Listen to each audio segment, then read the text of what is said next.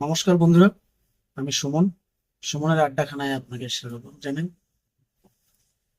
আজকে বলবো আমাদের নৈহাটি শহর নিয়ে। আমি একজন নৈহাটির বাসিন্দা। যারা নৈহাটিতে থাকেন তারা হয়তো এই বিষয়ে কিছু জানবেন, অথবা অনেকে আছে জানেন না। আহ, নৈহাটির আজকে বলবো কিছু ইতিহাস নিয়ে। যেমনটা আপনারা সবাই জানেন, নৈহাটির সব থেকে বড় ফেমাস জিনিস যেটা হচ্ছে বড় মা। আহ,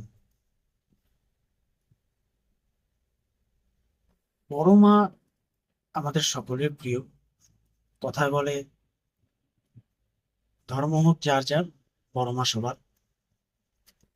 তো প্রথমেই বলি, শুধু বড়মা নৈহাটির এক ঐতিহ্য জিনিস নয়, আরো কিছু জিনিস আছে। যেমন কিছু আমাদের কবিও আছেন, আমাদের নৈহাটিতে জন্মগ্রহণ করেছেন। আপনারা অনেকে জানেন, নৈহাটি শহরটা ভারতবর্ষ দেশের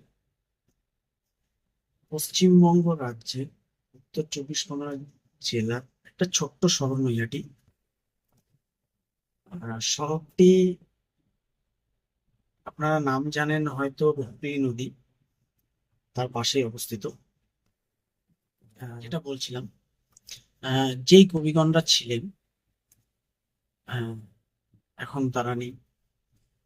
তাদের মধ্যে অন্যতম হচ্ছে বন্দে মাতারাম গান যিনি লিখেছিলেন, তার নাম বঙ্কিমচন্দ্র চট্টোপাধ্যায়। নৈহাটি কাঁঠালপাড়া একটি অঞ্চলে তিনি জন্মগ্রহণ করেছিলেন এবং সেখানেই থাকতেন।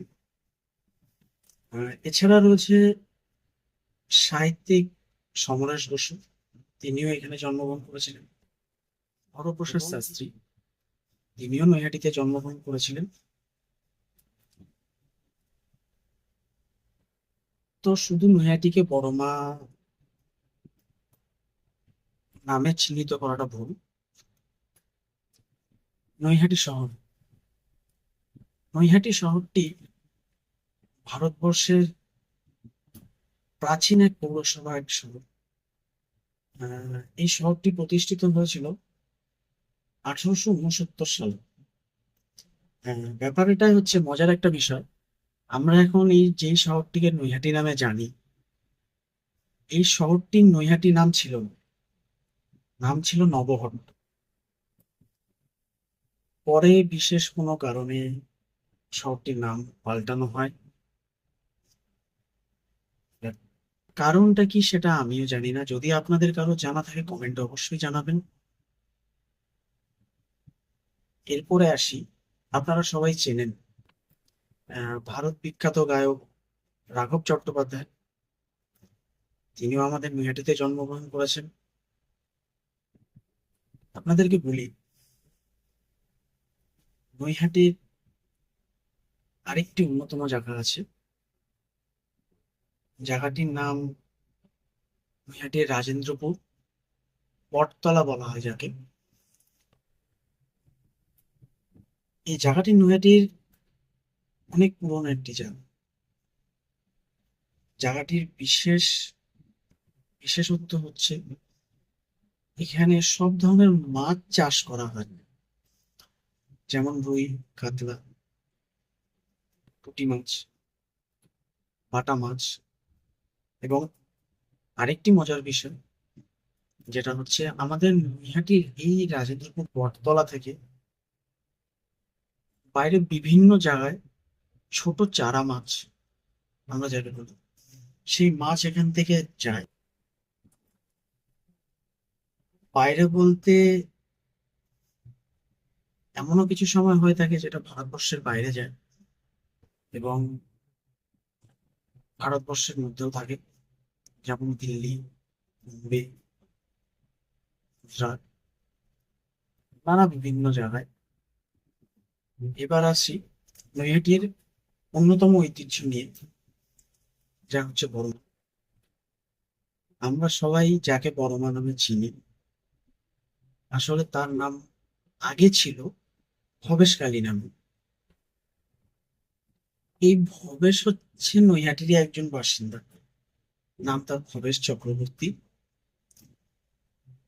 তিনি তার বন্ধুদের নিয়ে নবদ্বীপে এক জায়গায় কীর্তন শুনতে যান। এবং নবদ্বীপে আপনারা সবাই জানেন সেখানে রাসলীলা হয়। সেই রাসলীলায় তিনি দেখেন রাধাকৃষ্ণের উঁচু এক মূর্তি রয়েছে, সেই মূর্তিকে তারা সবাই পুজো করছে। তিনি নৈহাটিতে ফিরে এসে ভাবলেন এখানেও আমরা 21 হাতের কালী প্রতিমা প্রতিষ্ঠিত করে তার পুজো করব। এবং তখন সেই কালী মায়ের নাম রাখেন তারা ভবেশকালী নামে। তবে আস্তে আস্তে লোকের মুখে মুখে প্রচলিত হতে হতে নামটি পরিবর্তনে বড়মা নামে চলে আসে, যাকে আমরা সবাই এখন বড়মা নামে জানি বা চিনি। এই বড়মা নৈহাটির অরবিন্দ রোডের স্টেশন থেকে নেমে পায়ে হেঁটে মিনিট 2, এবং কেউ যদি হুগলি নদীর ওপারে চুঁচুড়া আছে সেখান থেকে আসলে লঞ্চ পার হয়ে ফেরিঘাট যাকে বলা হয়, সেখান থেকে ফেরিঘাট থেকে আসতে গেলেও মিনিট 2 লাগে। আসলে সবাই দেখতে পাবেন আমাদের সবার প্রিয় বড়মা।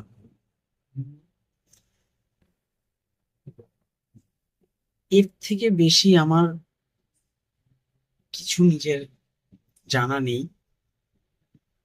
আপনাদের যদি এর থেকে বেশি কিছু জানা থাকে বা আপনারা কেউ জানেন, অবশ্যই কমেন্ট বক্সে জানাবেন। আমি আশায় থাকবো আপনাদের কমেন্টে। আজকের মতো এই আড্ডা শেষ করছি। দেখা হবে পরবর্তী আড্ডায় অন্য কোনো শহরের নাম নিয়ে। নমস্কার।